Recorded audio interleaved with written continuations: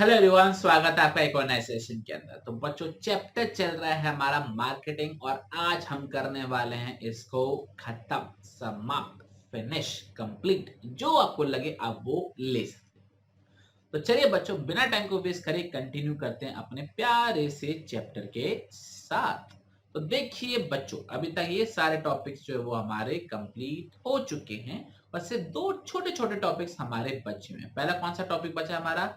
Sales promotion बचा हुआ है। दूसरा कौन सा बचा हुआ है हमारा? Public relations. तो ये दो टॉपिक हैं जो हमको आज कंप्लीट करने हैं। कौन कौन सा? Sales promotion and public relation. इसके बाद हमारा चैप्टर कंप्लीट हो जाएगा। तो चलिए बच्चों, सीधा इस पर जंप करते हैं और टॉपिक पर आते हैं। तो ये आ गया हमारा पेज जो लास्ट क्लास में हमने छोड़ा था और ये हमारा टॉपिक आ गया सेल्स प्रमोशन। करते हैं इसको जूम, थोड़ा करते हैं इसको स्लाइड और ये टॉपिक आ गया हमारी और आपकी कंप्यूटर और मोबाइल स्क्रीन पर। पहले हमने पढ़ा था एडवर्टाइजिंग। इसका मतलब यहाँ पर क्या होता है कि यहाँ पे नॉन पर्सनल होता है, मतलब यहाँ पे direct face to face contact नहीं होता है। ये पेड फॉर्म का होता है। यहाँ पे आपको पेमेंट करना होता है। पेमेंट कौन करता है? स्पॉन्सर पे करता है, जिसको अपने प्रोडक्ट को एडवर्टाइज या प्रमोट कराना होता है। दूसरा देखा था हमने पर्सनल सेलिंग, जिसके अंदर वो क्या होता है, एक सेलर होता है और एक बायर होता है।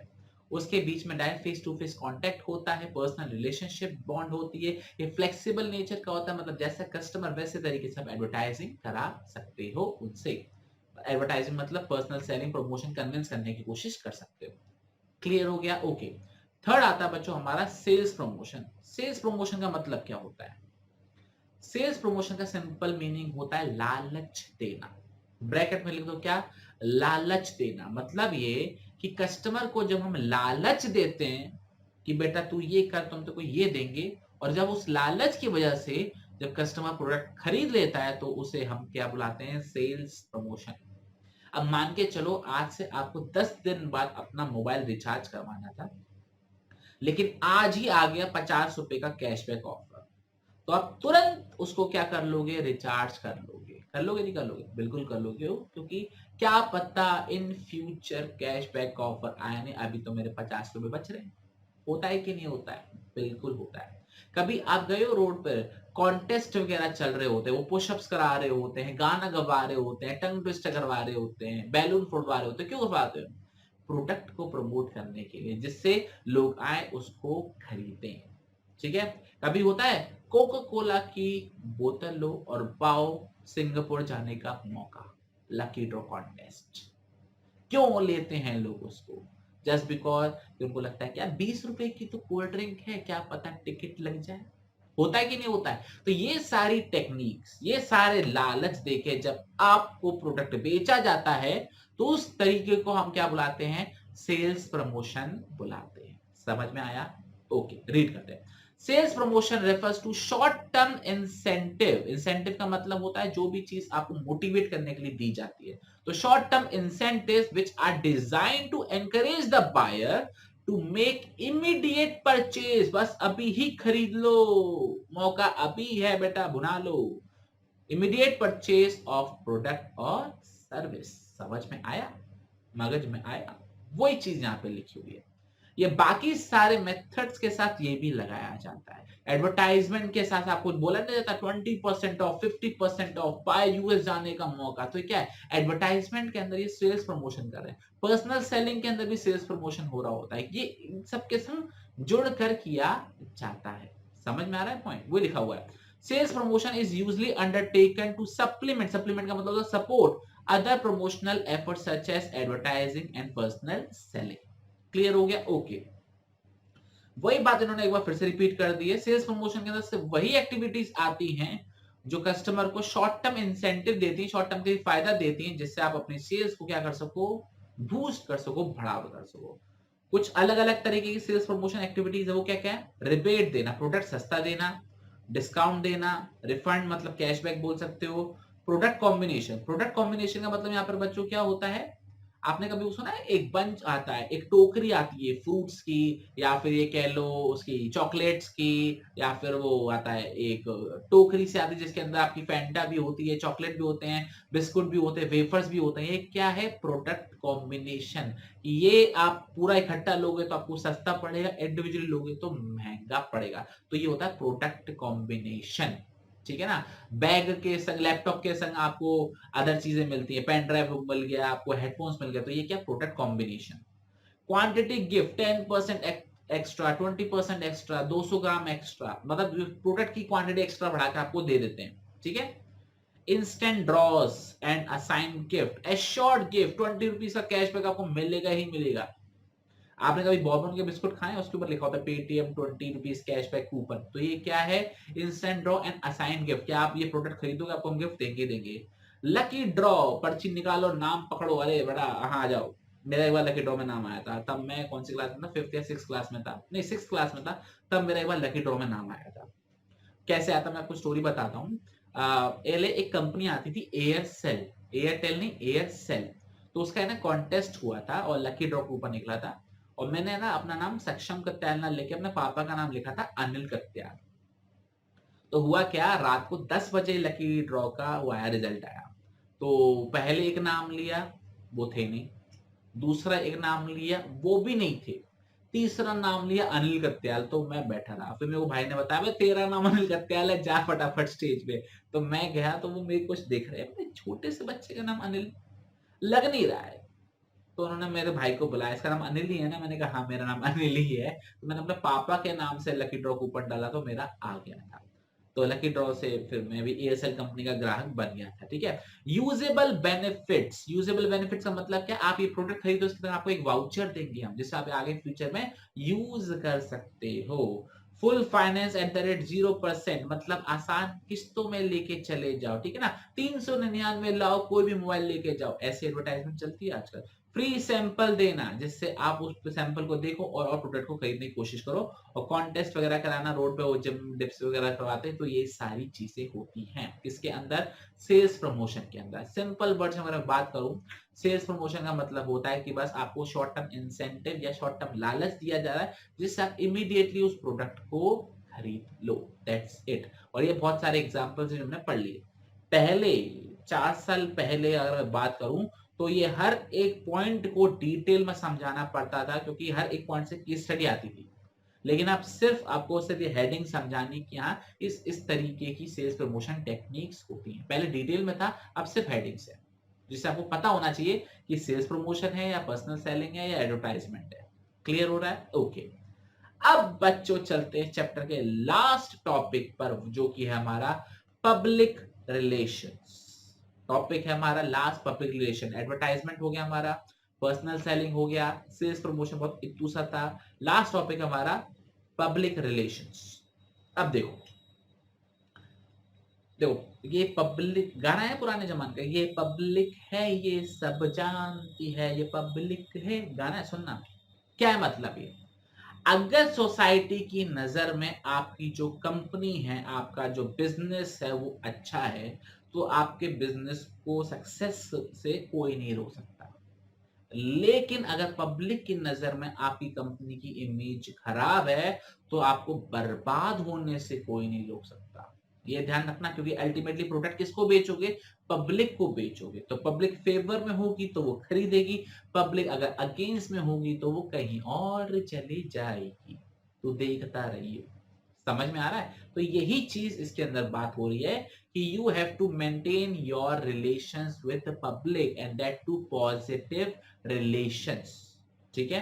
तो वो सारी चीजें, आई रिपीट, पब्लिक रिलेशन का मतलब होता है वो सारी चीजें जिससे आप अपनी और अपनी कंपनी की, अपने प्रोडक्ट की एक अच्छी इमेज बनाते हो, उस चीज को हम बोलते हैं पब्लिक रिलेशंस, पीआर। मैं फिर से रिपीट करता हूं, वो सारे प्रोग्राम्स, वो सारी एक्टिविटीज जिसकी वजह से अगर आप अपनी इमेज, अपनी कंपनी की इमेज, अपने प्रोडक्ट की इमेज को पब्लिक के सामने अच्छा करने की कोशिश करते हो, उसे बोला जाता है पब्लिक रिलेशंस। जैसे अगर हम इंडिया में बात करें, एक आते हैं हमारे मुकेश अंबानी जी और एक आते हैं हमारे टाटा जी। दोनों ही डोनेशंस के लिए जाने जाते हैं, जाने जाते नहीं जाते। टाटा तो और भी बहुत ज्यादा अच्छे से जाने जाते, वो तो भरपूर डोनेट करते हैं। तो उनकी जो पब्लिक इमेज है वो बहुत प्यारी है।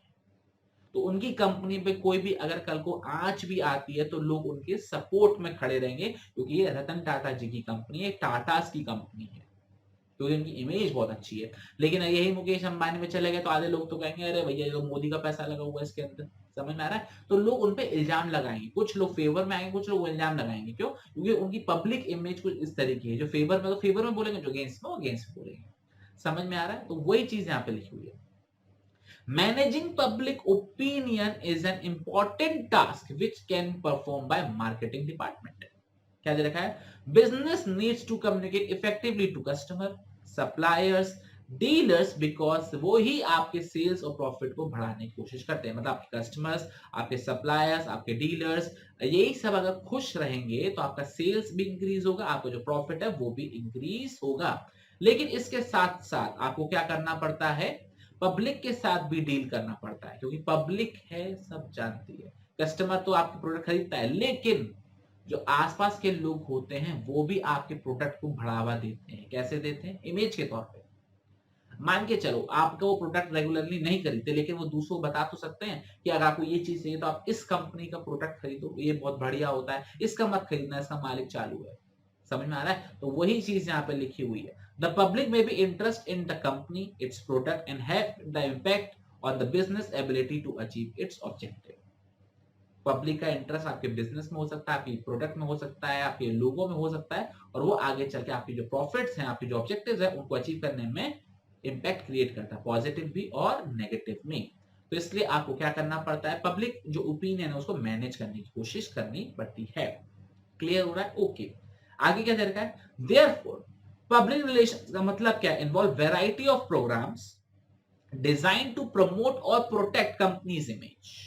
या तो कंपनी की इमेज को प्रोटेक्ट करो, अगर बिगड़ रही है तो, अगर अच्छी जा रही है तो उसे प्रमोट करो। एंड इट्स इंडिविजुअल प्रोडक्ट, और कंपनी के products in the eyes of public. ध्यान रखना, यही इंपॉर्टेंट है। पब्लिक की नजर में अपनी कंपनी की इमेज को, अपने प्रोडक्ट की इमेज को या तो बढ़ाओ, और अगर गिर रही है तो उसे बचाने की कोशिश करो।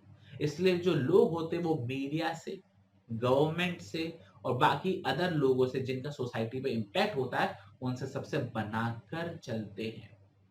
समझ में आ रहा है? आप कभी देखते हो सोशल मीडिया पे कुछ पेजेस हैं इंस्टाग्राम वगैरह पे, जैसे इंस्टा बॉलीवुड हो गया या फिल्मी ज्ञान हो गया, ऐसे 2-3 और हैं। ये ना सारे एक्ट्रेसेस को कवर करते रहते हैं, हर जगह हर एक के पीछे पड़ जाते हैं। ऐसा होता है क्या? नहीं, ये जानबूझ के पब्लिक के सामने आते हैं, जानबूझ के in news channel, in Insta channel के सामने आते हैं, जिससे ये पब्लिक के सामने दिखाया जाए और पब्लिक के सामने इनकी इमेज अच्छी रहे। समझ में आ रहा है? ये चीज के लिए होता है। इंस्टाग्राम वालों को तो कंटेंट मिल रहा है अपलोड करने के लिए, और वो इसलिए आते हैं क्योंकि उनको फ्री का प्रमोशन मिल रहा है। मुझे एक बात बताओ, एक लड़की है, रोज जिम जाती है और रोज कैमरा मैन उसके पीछे चला जाता है उसकी फोटो क्लिक करने के लिए, और रोज डाल देता है, मैडम आज जिम गई, मैडम जिम से निकली, मैडम आज जिम गई, मैडम जिम से। भाई इसे हमको यही देखना है क्या? वो भी डाल रहा है क्योंकि उसे इंस्टाग्राम में कुछ ना कुछ भरना है, और मैडम भी रोज आपके सामने फोटो खिंचवा के जा रही है। क्यों? क्योंकि उनको पब्लिक के सामने रहना है। तो बस यही चीज किया जाता है। समझ में आ रहा है? Public relation. आगे क्या रखा है? The business relate with a number of groups including supplier, shareholder, intermediaries, activities group and the government. हम जो एज अ बिजनेस होल्डर्स होते हैं, एज अ बिजनेसमैन होते हैं, ये इन सब लोगों से डील करते हैं। कौन? हमारे सप्लायर्स, हमारे कंपनी के शेयर होल्डर्स, इंटरमीडिएट्स, इंटरमीडिएट्स का मतलब होता है होलसेलर, रिटेलर्स, एक्टिविस्ट ग्रुप मतलब जो सोसाइटी के लिए, भले के लिए काम करते हैं, एनजीओज हो गए, ह्यूमन राइट एक्टिविस्ट हो गए, लेबर राइट एक्टिविस्ट हो गए, वो सारी चीजें, और गवर्नमेंट। ये सब लोगों से हमारा जो है वो रिलेशन रहता है, क्योंकि हमको टैक्स जमा करना होता है, लोगों को ख्याल रखना होता है, ये सारी चीजें। ठीक है? और उन्होंने कुछ एग्जांपल दे रखा है बच्चों। फॉर एग्जांपल जैसे लिखा हुआ है, the active support of middleman is needed if the firms want to survive in the competitive selling environment. मान के चलो आप एक बिजनेसमैन हो, आप एक छोटे से दुकानदार हो, ठीक है, आपको प्रोडक्ट बेचना है, तो आपके पीछे जो होलसेलर है या फिर जो एजेंट है, आपको तुरंत प्रोडक्ट प्रोवाइड करेगा तो आप तुरंत बेच भी पाओगे। और अगर उसने प्रोडक्ट पीछे वाले ने नहीं दिए तो आप नहीं बेच पाओगे। तो कहने का मतलब है, रिलेशनशिप पब्लिक की इमेज में अच्छे नहीं होने चाहिए, आपके गवर्नमेंट से, आपके जो रॉ मटेरियल सप्लायर है, आपके जो फिनिश गुड के सप्लायर है, आपकी जो गवर्नमेंट है, इंटरमीडिएट, सबसे आपके रिलेशंस अच्छे होने चाहिए। ह्यूमन एक्टिविटी से, कंज्यूमर एक्टिविटी से, कंज्यूमर प्रोटेक्शन से आपको बहुत जो है ना, हमारे role of NGO chapter number 12 में हमने पढ़ेंगे, कंज्यूमर प्रोटेक्शन चैप्टर है, उसके अंदर हम पढ़ेंगे role of NGOs and consumer groups. इनसे भी बच के रहना पड़ता है, इनके संग भी अच्छे रिलेशन होने चाहिए, क्योंकि कल को कोई इमेज बिगड़ गई तो आपकी कंपनी बंद करवा के मानते हैं। समझ में आ रहा है? वही चीज यहाँ पे लिखी हुई है। और एक कंपनी इसके लिए क्या क्या करती है? एक सेपरेट डिपार्टमेंट बनाती है जो सिर्फ उनका पब्लिक रिलेशन या फिर पीआर संभालते हैं, या फिर किसी बाहर कंपनी को दे सकते हैं कि भैया आप हमारा काम संभालो, हमसे तो ना हो पाएगा, आप हमारी कंपनी के बारे में पढ़ाओ।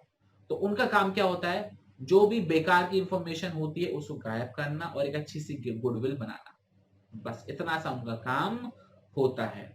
वो सारे स्टेप्स लेते हैं, रिपीट, वो सारे स्टेप्स लेते हैं जिससे आपकी जनरल पब्लिक के सामने एक पॉजिटिव पब्लिसिटी हो, सब लोग आपको अच्छे से जाने, और जो पब्लिक का जो एटीट्यूड है आपके प्रति कैसा, उस चीज को मॉनिटर करते हैं।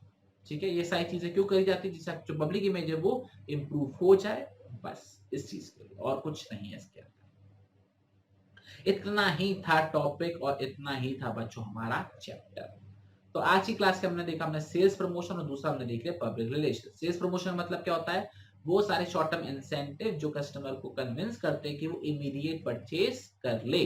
और पब्लिक रिलेशन का मतलब क्या है, वो सारी एक्टिविटीज, वो सारे प्रोग्राम जो आप करते हो अपनी इमेज, कंपनी की इमेज, अपने प्रोडक्ट की इमेज को पब्लिक की इमेज, पब्लिक की नजर में अच्छी बनाने की कोशिश करते हो। समझ में आ रहा है बच्चों आपको? बहुत अच्छे। तो बच्चों ये था हमारा पूरा चैप्टर नंबर 11 मार्केटिंग, खत्म, टाटा, गुड बाय, गया। क्लियर? ओके। तो चलिए बच्चों, आई होप आपको चैप्टर पढ़ने में मजा आया हो, मुझे तो पढ़ाने में बहुत मजा आया। ये चैप्टर थोड़ा सा लेंथी था, 3.5 घंटे के आसपास में कंप्लीट हुआ है, लेकिन 3.5 घंटे ज्यादा टाइम नहीं होता है। 12 बजे बैठो, 3.5 में चैप्टर खत्म। एक दिन में नहीं करना चाहते हो तो भैया एक सुबह पढ़ो 1.5 घंटा, शाम को पढ़ो 2 घंटा, चैप्टर खत्म। ऐसे भी नहीं हो रहा तो आज 1.5 घंटा पढ़ो, कल 1.5 घंटा पढ़ो, चैप्टर खत्म। तो चैप्टर तो 2 दिन का ही है और 2 घंटे से ज्यादा आपको टाइम भी नहीं देना पर डे। तो चलिए बच्चों, आपसे मुलाकात करेंगे एक अगले चैप्टर के अंदर। टिल देन अपना बहुत ख्याल रखना और पढ़ते रहना। अच्छा, एक बात और, वन शॉट लेक्चर इस चैप्टर का आएगा, वो भी अच्छे से देख लेना। एक ही लेक्चर के अंदर पूरा चैप्टर का गो थ्रू हो जाएगा। जय हिंद, जय भारत, बाय बाय।